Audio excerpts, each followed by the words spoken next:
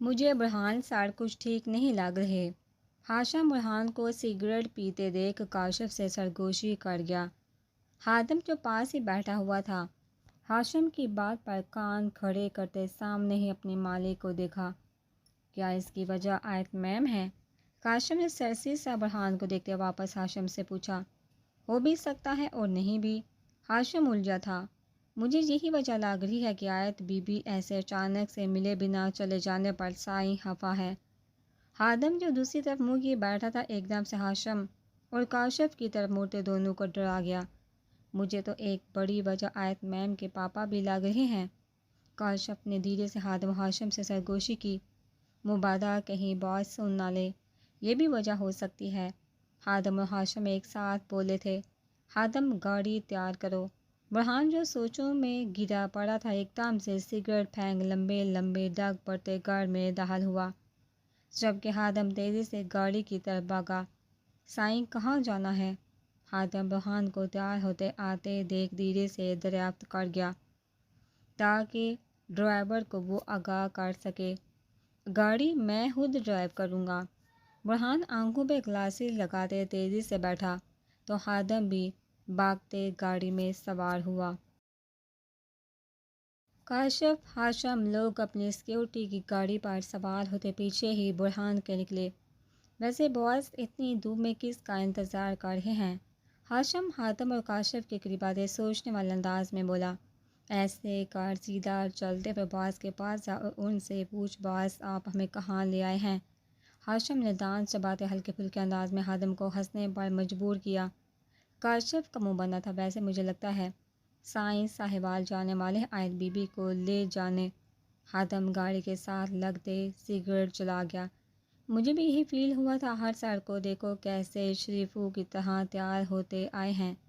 ہاشم نے بھی سامنے غور سے برہان کو دیکھتے بولتے ان کی نظریں سامنے ماحوظ کی، لیکن اس بڑے سے دربار میں کون گیا ہے؟ کاشف الجھا تھا چونکہ جس جگہ پر ابھی وہ لوگ کھڑے تھے وہ ایک دربار تھا۔ کتنی مشکل سے وہ لوگ اس جگہ پر پہنچے تھے۔ اندر جماعت چل رہی ہے، باس ضرور کسی کا انتظار کر رہے ہیں۔ ہاشم نے برہان کو گھڑی پر ٹائم دیکھتے دیکھ دھیرے سے بولتے لب بھینچے۔ السلام علیکم۔ برہان جو کب سے بزرگ کا انتظار کر رہا تھا ان کو دربار سے نکلتے دیکھ تیزی سے ان کے راستے میں حل ہوتے اسلام پیش کیا۔ وعلیکم السلام ورحمۃ اللہ وبرکاتہ۔ برہان اپنے چاہنے والوں کو بزرگ اپنے چاہنے والوں کو برہان سے دور ہٹنے کا اشارہ کرتے مسکراتے اسلام کا جواب دے گئے۔ مجھے آپ سب سے کچھ پوچھنا ہے، برہان نے بہت آرام سے کہا تھا۔ ہمارے ساتھ چلو۔ بزرگ نے دو ٹوک گایا ہوا تھا اور قدم آگے بڑھائے تھے۔ بتاؤ ہم کیا خدمت کر سکتے ہیں؟ بزرگ اپنے ایک عدد بڑے سے کمرے میں بیٹھے برہان سے پوچھ کے برہان ان کے پاس نیچے ہی زمین پر بیٹھا۔ آپ نے کہا تھا میں آپ کے پاس ایک ماہ بعد آؤں، مجھے سمجھ نہیں آیا ایسے کیوں؟ برہان جو الجھ چکا تھا ان کی اس بات سے سیدھے سیدھے سوال پوچھ ڈالا۔ وہ اس لیے چونکہ جو تم حرام پیا تھا اس کا اثر 1 ماہ 10 دن بعد ہی اتر سکتا ہے، چاہے تم نے غصے میں پیا یا انجانے میں، آخر گناہ کیا ہے۔ جب حرام چیز کو پیتے ہیں تب اللہ اس بندے کو خود سے دور تر کر دیتا ہے، وہ بندہ اللہ کے نافرمان لوگوں میں شامل ہو جاتا ہے۔ بزرگ نے ہاتھوں پر تسبیح کو پکڑ برہان کو دیکھا۔ میں اسی لیے تو آیا ہوں، مجھے اللہ سے معافی مانگنی ہے۔ میں اپنے اس گناہ کو صاف کر دینا چاہتا ہوں، اللہ کو راضی کرنا چاہتا ہوں۔ وہ کیسے ہو سکتا ہے کہ اللہ مجھے معاف کر دے گا؟ برہان کا دل پوری طرح ڈرا سہما بزرگ کو اندر سے خوش کر گیا۔ جب ہم بندے اپنے اللہ کی طرف لوٹ جانے کا ارادہ کر لیتے ہیں یا پھر اگر معافی مانگنے کا تہیہ کر لیتے ہیں تو اللہ اپنے اس بندے کی معافی سننے کا منتظر ہو جاتا ہے۔ ہمارا رب تو ہماری نیت کرنے سے ہی راضی ہو جاتا ہے۔ بزرگ کا چہرہ خوشی سے جیسے چمکا تھا۔ برہان نے غور سے ان کا چہرہ دیکھا جس پر ایک الگ ہی نور نظر آ رہا تھا۔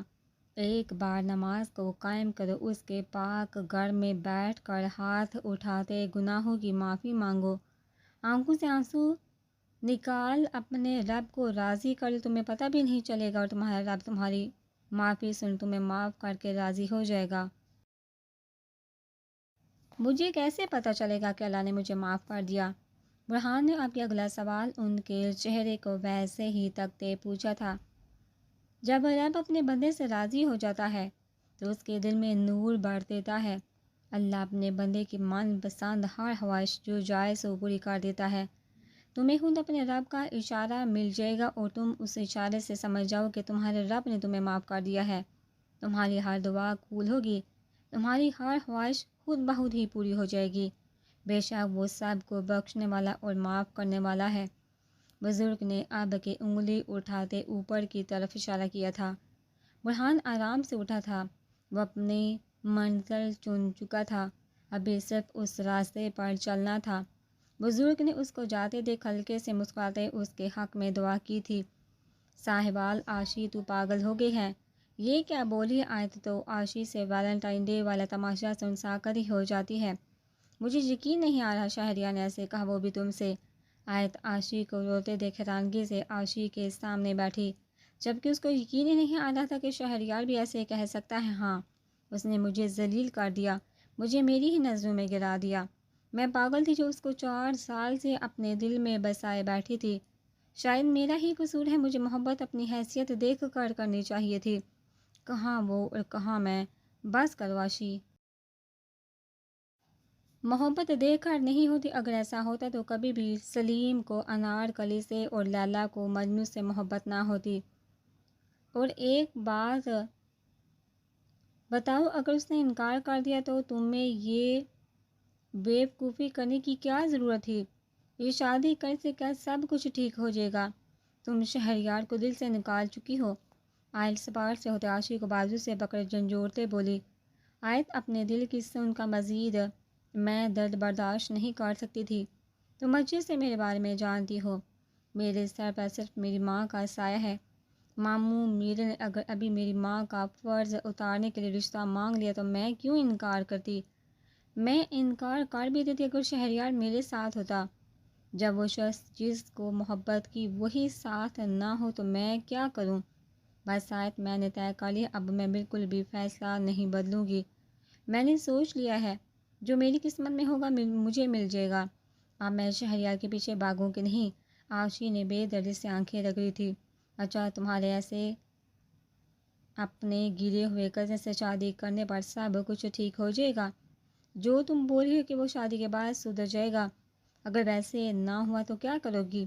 ساری زندگی اس کے ساتھ بندھی رہو گی کہ وہ تمہارا ماموں کا بیٹا ہے؟ تمہاری ماں برداشت نہیں کر پائے گی۔ آیت کو بھی غصہ آیا تھا، وہ غصے سے بڑے لہجے میں عاشی کو اچھے سے تنگ کر پوچھ گئی۔ آیت، میں نے شادی کے لیے اپنی خوشی سے ہاں کی ہے اور اب شادی کے کارڈ بھی سارے خاندان میں بانٹ دیے ہیں، اب کچھ نہیں ہوگا۔ عاشی نے سنجیدگی سے آیت کے سامنے کھڑے ہوتے آنکھوں میں دیکھ گویا ہوا، ٹھیک ہے، جو دل میں آتا ہے کرو۔ آیت کا چہرہ سپاٹ ہوا تھا، جبکہ غصے سے عاشی کو دیکھتے اپنا بیگ لیتے روم سے نکلی لاہور۔ ہائے، زید جو پریچے کو کلاس لیتے دیکھ گیا تھا وہیں اس کی کلاس کے باہر کھڑے اس کا انتظار کرنا شروع کیا۔ ابھی وہ کلاس سے نکلی تھی کہ زید نے مسکراتے ہوئے چہرے پر اسمائل سجائے پریچے کو اپنی طرف متوجہ کیا۔ پریچے جو اچانک سے زید کے سامنے آنے سے ڈر گئی تھی، گھوٹے مصنوعی خفگی سے زید کو وہیں چھوڑ چھوٹے چھوٹے قدم لیتے آگے بڑھی۔ ارے، زید چونکا تھا، جبکہ اس کے پیچھے بھاگتے ایک بار پھر سے راستے میں حائل ہوا۔ کیا ہوا؟ تم ایسے بھاگ کیوں رہی ہو؟ میں اس دن والا ہی ہوں جس نے تمہاری مدد کی تھی۔ زید تو اس کے ایسے بیہیو پر حیران ہی ہو گیا تھا کہ کوئی اتنا بھی بے تکلفی ظاہر کر سکتا ہے، کوئی اتنا بھی بے تعلقی ظاہر کر سکتا ہے۔ آپ کو مسئلہ کیا؟ میرا راستہ کیوں روک رہے ہیں؟ پریچے بالکل انار کے سکھائے طریقے پر عمل کرتے آنکھوں میں ویسے ہی غصہ بھرنے کی ناکام سی کوشش کرتے زید کو غور سے دیکھنے پر مجبور کر گئی۔ وہ ہلکے سے مسکرایا تھا، جبکہ آرام سے اپنا بیگ جو ہاتھ میں تھا کندھے پر ٹکایا۔ میری دوست بنو گی؟ ذرا اس معصوم کا چہرہ دیکھ اپنا ہاتھ آگے بڑھا گیا۔ پریچے نے اب کے زید کو غور سے دیکھا تھا۔ یہ دوست کیا ہوتا ہے؟ مجھے بتاؤ، کیا میں کھا سکتی ہوں؟ پریچے دوست لفظ سن الجھی تھی، جبکہ بچوں کی طرح ایک دم سے انار کا سکھایا طریقہ چھوڑ اپنے فارم میں آئی۔ ہاں، یہ کوئی کھانے کی چیز نہیں ہے۔ دوست مطلب زید کہکا لگاتے اب کے سوچنے لگا کیسے سمجھائے۔ جیسے تمہاری انار آپی ہیں، ان کی فرینڈز جو ہیں وہ سب ان کی دوست ہیں، ایسے ہی جیسے انار کے وہ دوست ہیں، کیا تم میری دوست بنو گی؟ زار نے بہت مشکل سے جیسے کیسے کر کے پریشے کا دماغ گھمایا تھا۔ دوست بن کے کیا ملے گا؟ پریشے جس کو پہلے کچھ نہیں بولا تھا، اپنے مطلب کی بات پر زار کو اچھے سے دریافت کیا۔ دوستی سے بہت سے فائدے ملتے ہیں، اگر کوئی تمہیں یہاں تنگ کرے گا تو میں اس کا منہ توڑ دوں گا، اور ایسے جب تمہیں کچھ کھانا ہوگا میں تمہارے لیے کینٹین سے سب کچھ لایا کروں گا وغیرہ۔ زار کو پریشے بالکل ایک چھوٹی بچی کی مانند لگی تھی۔ اس کو پریشے کو سمجھانا بہت مشکل کام لگا تھا۔ ٹھیک ہے، پریشے کھانے والی بات پر مسکراتے زار کے ہاتھ کو دیکھ اپنا ہاتھ آگے بڑھا گئی۔ ملاؤ۔ زار اس کا ہاتھ اپنے ہاتھ کے بالکل سامنے دیکھ اس کو بول گیا۔ تم نے بھی تو ایسے ہی کیا۔ پریشے زار کے ہاتھ کو سامنے دیکھ اپنا ہاتھ بھی سامنے کر دے اس کو حیران کر گئی۔ زار اس کے ایسے انداز پر ہلکے سے مسکرایا تھا، جبکہ جلدی سے خود ہی اس کے ہاتھ کو اپنے ہاتھ میں قید کیا۔ کیا چل رہا تھا؟ ابھی میرے آنے سے پہلے حور جو زار اور پریشے کو ہاتھ ملاتے دیکھ گئی تھی، اب کے پریشے کو انار کے ساتھ جاتے دیکھ زار کو مخاطب کر گئی۔ وہ میری دوست بن گئی ہے۔ زار نے خوشی سے حور کو کہا، تم نے اس کے والد کو دیکھا؟ زار کو جانے سے پریشے کا والد یاد آیا تھا تو تیزی سے پوچھا، چونکہ حور صبح گئی تھی انار کے گھر اور پریشے کو یونی لے آئی۔ نہیں، اس کے والد پہلے ہی گھر سے جا چکے تھے، اسی لیے ملاقات نہیں ہو سکی۔ انہیں مایوسی سے بتاتے زار کو دیکھا، چلو کوئی نہیں، پھر کبھی یاد سے دیکھنا۔ زار نے حور کے ساتھ قدم سے قدم ملاتے آرام سے لہجے میں کہا، ماضی داتا بائی آئمہ جو چہکتے بھاگتے آئی تھی، داتا بخش کو دیکھ ان کے ساتھ لگی، کیسی ہے ہماری بہن؟ داتا بخش اس کو خود میں بے محبت سے دریافت کر گئے۔ میں ٹھیک ہوں، اس بار آپ نے آنے میں بہت دیر کی۔ آئمہ کا شکوہ زبان پر آیا، معافی، میں مصروف بہت تھا۔ داتا بخش نے کانوں کو ہاتھ لگاتے آئمہ سے معافی مانگی تو آئمہ ہلکے سے مسکراتے داتا بخش کے پھر سے ساتھ لگی۔ داتا بائی کتنی بار کہا ایسے مجھ سے معافی مت مانگا کرے۔ آئمہ محبت سے اب کے داتا بخش کے ساتھ صوفے پر بیٹھتے بولی، آئمہ تو نے سوچا؟ داتا بخش نے فوراً سے آئمہ سے جانا چاہا، داتا بھائی آپ جانتے ہیں اماں کو، اور ویسے بھی میں نے سمجھوتا کر لیا ہے۔ آئمہ نے بہت آرام سے کہتے داتا بخش کو ساکت کیا۔ کیسے آنا ہوا داتا بخش؟ روشن بیگم ایک دم سے بیٹھک میں داخل ہوتے داتا بخش کے سامنے بیٹھی، جبکہ آئمہ جو داتا بخش کے ساتھ جڑے بیٹھی تھی کھڑی ہوئی۔ میں آپ کے لیے کچھ لاتی ہوں۔ آئمہ ایک نظر داتا بخش کو دیکھتے وہاں سے گئی۔ سکون مل گیا خالہ، اپنی بیٹی کو بھی وہی راستہ دکھا کر جس پر تم خود گزر کر گئی ہو۔ داتا بخش کی آواز اونچی ہوئی تھی۔ روشن نے منہ بسوڑتے داتا بخش کو دیکھا، جب تمہیں پتہ ہے تو کیوں بار بار میرا سر کھانے چلے آتے ہو؟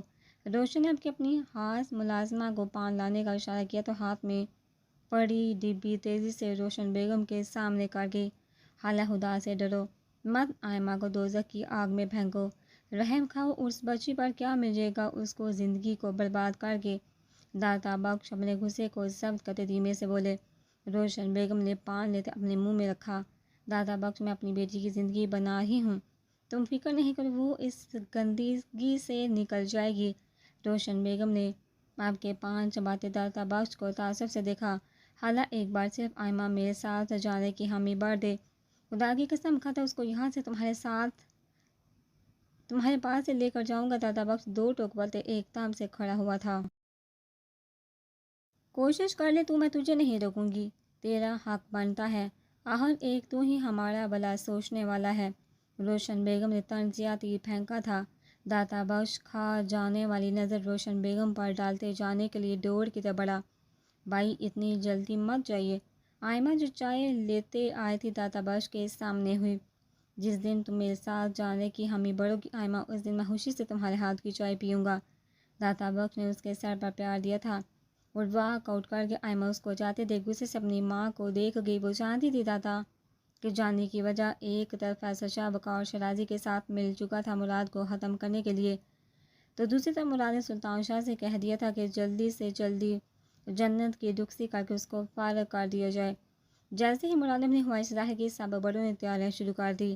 وقت تیزی سے پنکھ لگائے گزرتا جا رہا تھا۔ فیصل شاہ مراد سے اپنی محبت چھیننا چاہتا تھا، اس کے ساتھ وہ سب کی نظروں میں اچھا بھی بننا چاہتا تھا، اس لیے فیصل شاہ نے اسما کے ساتھ شادی کرنے کے لیے ہاں کر دی۔ کچھ ہی دن بعد فیصل شاہ اور اسما کی شادی ہو گئی۔ فیصل شاہ نے بہت جلد بازی میں یہ قدم اٹھایا تھا، بہت سادگی سے سب کچھ کیا گیا تھا۔ وہ مراد سے پہلے شادی کرنا چاہتا تھا۔ فیصل شاہ نے جائیداد کے لیے اسما سے شادی کی تاکہ شادی کے بعد وہ اچھے سے اپنا کاروبار اور زمینیں بنا سکے۔ فیصل شاہ کے دل میں شاہوں کے لیے نفرت بڑھ چکی تھی۔ وہ کسی بھی طرح مراد سے دوگنا امیر ہونا چاہتا تھا، مگر افسوس یہ اس کے مرنے کے بعد بھی خواب پورا نہ ہو سکتا۔ ایک طرف وہ خاندان میں اسما کی زندگی سے کھیلنا شروع ہوا تھا تو دوسری طرف جنت کے لیے وہ پاگل سا جنت کوٹھا بناتے اس میں روشن سے اس کی بیٹی کے لیے کتنے ہی وعدے کر گیا تھا۔ آئمہ کو اپنی زندگی میں شامل کرنے اور اس کو کوٹھے کی زندگی سے نکال حویلی میں لے جانے کے خواب دکھا گیا تھا، لیکن کہتے ہیں ایک طوائف کی زندگی طوائف سے شروع ہوتے طوائف پر ہی ختم ہو جاتی ہے۔ ایسے ہی آئمہ کا انجام ہونے والا تھا، اور اس کی سب سے بڑی وجہ اس کی اپنی ماں بننے والی تھی۔ فیصل شاہ کی شادی کو 2 ہفتے ہوئے تھے کہ مراد کی شادی عالیشان تھی۔ کسی سلطان نے شاہ سے کی، ہر طرف خوشی کا سما بڑھا تھا۔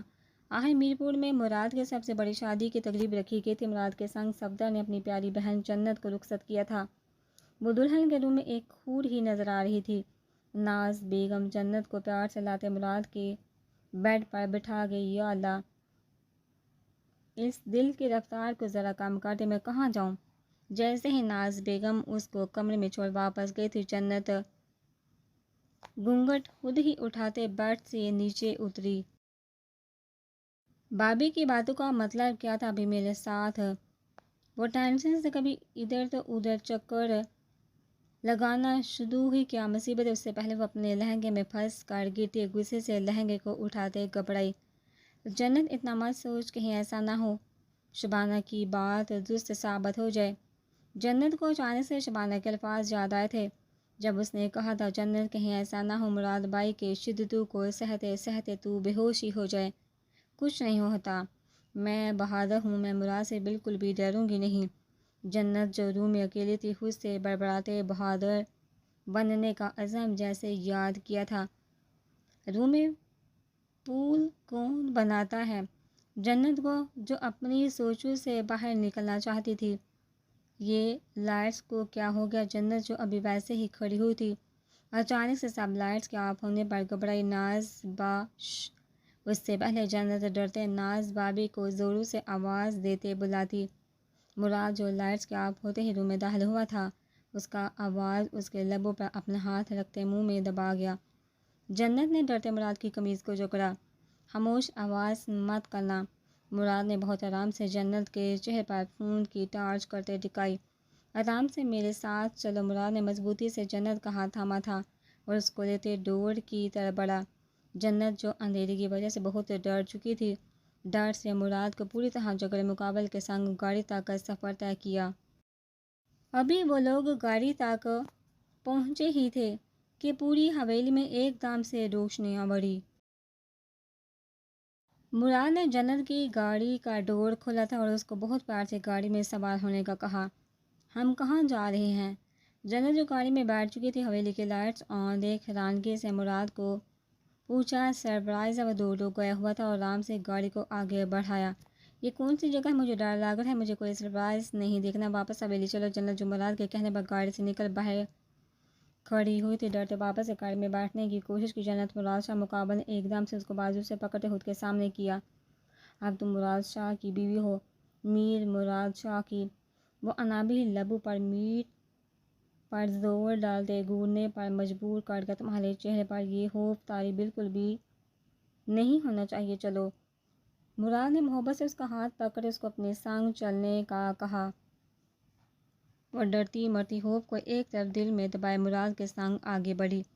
یہ ہمارا فارم ہاؤس ہے، مراد اب کے ڈور کھولتے جنت کو آگے بڑھنے کو بولتے ہاتھ ساتھ ہی بتا گیا، ایسے ہی سیدھے چلتی جاؤ اور آگے سیڑھی کو عبور کرتے سامنے والے روم میں جا کر آرام سے بیٹھو، میں آتا ہوں۔ مراد تاتا برج کو آتے دیکھ جنت کے کان میں سرگوشی انداز میں بولتے گیا۔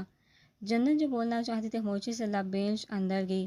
جنت جو مشکل سے اپنا باری لہنگا سنبھالتے روم تک پہنچی تھی، کیا مصیبت! جنت نے پورے غصے سے روم کا ڈور کھولا، جبکہ ساتھ ہی بولتے بولتے شوق سے روم کو دیکھ منہ کھول گئی۔ یہ وہی فارم ہاؤس تھا جہاں برہان آئے تو ان کے دوستوں کو اپنے ساتھ لایا تھا اور آج لوگوں نے نشانے لگانے کا مقابلہ کیا تھا۔ جنت کا چہرہ ہلکے سے مسکرایا تھا۔ وہ دھیرے سے اپنے قدم اٹھاتے روم میں داخل ہوئی۔ ہر طرف پھولوں کی ایک الگ سی خوشبو پھیلی، اس کی سانسوں کو مہکا گئی۔ وہ اب کے چلتے بیڈ کے قریب آئی تھی، بڑی سی عالیشان گول بیڈ، چاروں طرف جالی دار پردے، لال اور وائٹ گلابوں سے سجے بیڈ۔ اس کا دل دھڑکا گئی، اس کی سانسیں خود سے ہی الجھی تھی۔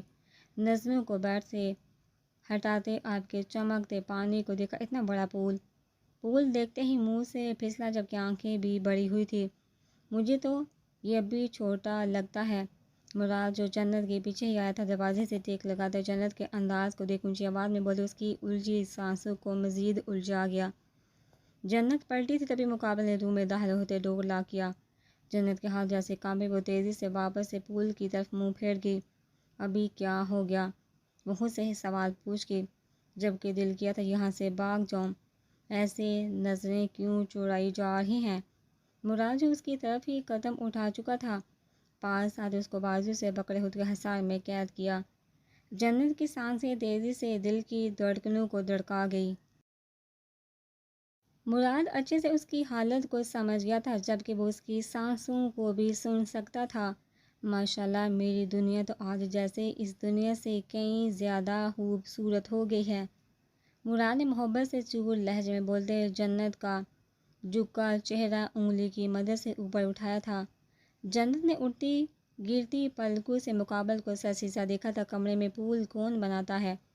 جنت جو مراد کی قید سے آزاد ہو جانا چاہتی تھی، تھوڑا سا کسمساتے مقابل کو خود کو چھوڑنے کے جیسے درخواست کی گئی تھی۔ جان نثار، آپ کے شوہر کو پھول سے ایک الگ ہی قسم کی محبت ہے۔ مراد اس کو دھیرے سے آزاد کرتے آپ کے پھول کے چمکتے پانی کو دیکھ مسکرایا۔ پھول سے بھی محبت؟ جنت کی آنکھیں حیرانگی سے پھیلی۔ ہاں، کیوں نہیں؟ مراد اس کے انداز کو دیکھ ہلکے سے مسکراہٹ گہری کر گیا۔ تم ایسے مت ہنسا کرو۔ جنت نے تھوڑی گھورتے مقابل کے گالوں کو چھونے کی کوشش کی تھی۔ مراد اس کے انداز کو دیکھ خود سے قریب ہوا تھا۔ کیا ارادہ ہے؟ وہ مانحیس انداز میں پوچھ گیا۔ جنت گھبرائی سی حیرت سے آنکھیں پھیر گئی۔ ابھی وہ کیا جواب پاس کرتی؟ مجھے یہ بتاؤ، تم اتنے بڑے پول میں اکیلے نہاؤ گے؟ ایسے نہانے سے کیا فائدہ ہوگا؟ ایسے تو تم سب کو نظر آؤ گے، جو بھی کوئی روم میں ہوا۔ جنت مقابل کے بالکل بھی قریب ہونا نہیں چاہتی تھی۔ جو سبق اس کو بابی نے پڑھایا تھا وہ اس کی جان نکال رہا تھا۔ ہاں، یہاں نہاتے نہیں۔ مراد کو جنت کے بات سن ہنسی چھوٹی تھی۔ یہاں میں سوئمنگ کروں گا؟ لندن میں بھی میرے روم میں ایسے ہی تھا۔ میں اکثر لندن میں رات کو سونے سے پہلے سوئمنگ کرتا تھا، اس لیے بابا کو کہا تھا کہ شاہوں حویلی میں ایسے ہی کر دے، مگر انہوں نے وہاں تک کچھ نہیں کیا چونکہ وہ حویلی پرانی تھی۔ وہ تو بابا کے آنے سے پہلے تعمیر کی گئی تھی۔ جب یہ فارم ہاؤس بنایا تب یہاں میری مرضی جیسا سب کچھ کیا گیا۔ مراد پورے روم کی طرف اشارہ کرتا جنت کو اچھے سے وضاحت دے گیا۔ میرے خیال سے کافی روم کی باتیں ہو گئی ہیں، تمہیں صرف یہ پول ہی نظر آ رہا ہے۔ اس عالیشان سجی بیڈ پر بھی تھوڑا سا تبصرہ کر لو۔ مراد کو جانے کا ایسا احساس ہوا تھا کہ جنت اس طرف جانے سے اور دیکھنے سے گریز کر رہی ہے۔ جنت مقابل کے اچانک سے بیڈ کی طرف اشارہ کرنے پر گھبراتی نیلی آنکھیں مراد کے چہرے پر ٹکائی۔ چلو، مراد اس کی حالت غیر ہوتے دیکھ محبت سے ہاتھ تھامے بیڈ کی طرف بڑھنے کا گویا ہوا۔ مجھے نہیں جانا۔ جنت نے ایک دم سے ڈرتے اپنا ہاتھ مقابل کے ہاتھ سے کھینچا۔ مطلب؟ مراد حیران سا شاک ہوا۔ وہ مجھے جنت الجھی تھی۔ شاید اس کو احساس ہوا تھا وہ غلط بول گئی ہے۔ کپڑے چینج کرنے وہ تیزی سے بولی تھی۔ اتنی سی بات مراد نے تیزی سے کہتے اس کو ایک بار پھر سے ہزار میں قید کیا۔ جانتی ہوں، آج کی رات ہم دونوں کی اسپیشل بنانے کے لیے تمہیں حویلی سے نکال یہاں لایا ہوں۔ آج کی رات صرف ہماری محبت کی بڑی رات ہونے والی ہے۔ مجھے اندازہ نہیں تھا کہ رب مجھ پر اتنا مہربان ہو جائے گا۔ مراد نے محبت سے اس کا چہرہ اپنے ہاتھوں میں بڑھتے جنت کو کھونے پر مجبور کیا۔ جنت شاہ مراد شاہ کی بیوی بن چکی ہے۔ تم پر صرف میرا حق ہے۔ یہ احساس مجھے کس قدر خوشی دیتا ہے میں تمہیں بتا نہیں سکتا۔ مراد نے اب کے بولتے محبت سے چور ہونٹ جنت کے ماتھے پر رکھے۔ جنت نے نیلی آنکھیں دھڑکاتے دل سے بند کی تھی۔ اس کا دل ایک الگ ہی رفتار پر دھڑکنا شروع ہوا تھا۔ ویسے میں تمہیں آج کی رات بالکل بھی سونے دینے والا نہیں۔ مراد شرارت سے بڑے انداز اپنائے منحوس ہوا۔ جنت کے چہرہ جیسے خوف طاری ہوا، جبکہ شکوہ سے بڑے انداز میں مقابل کو گھورا۔ مجھے نہیں تمہارے ساتھ رہنا۔ جنت کی آنکھیں بڑی تھی جبکہ وہ مراد سے بھاگنے کے لیے تیار ہوئی۔ ایسے کیسے تمہیں میرے ساتھ نہیں رہنا؟ اس سے پہلے جنت بھاگتی یا مقابل سے دور ہو پاتی۔ مراد نے اس کو بے ساہت اپنی گود میں بڑھا تھا، جبکہ محبت سے بڑے انداز میں بیڈ کی اور گیا۔ جنت جس کی آنکھیں بڑھ چکی تھی مقابل کے بیڈ پر لیٹنے بعد جلدی سے اٹھنے کی ناکام سی کوشش کی۔ وہ سارے راستے جیسے بند کر گیا تھا۔ محبت سے اس کی آنکھوں سے ٹوٹے موتی چن گیا۔ آل ساہیوال کیا مطلب ہے؟ تم نے اس کو سمجھایا نہیں؟ شہریار آیت کا جواب سن حیران سا بویں اچکائے بولا۔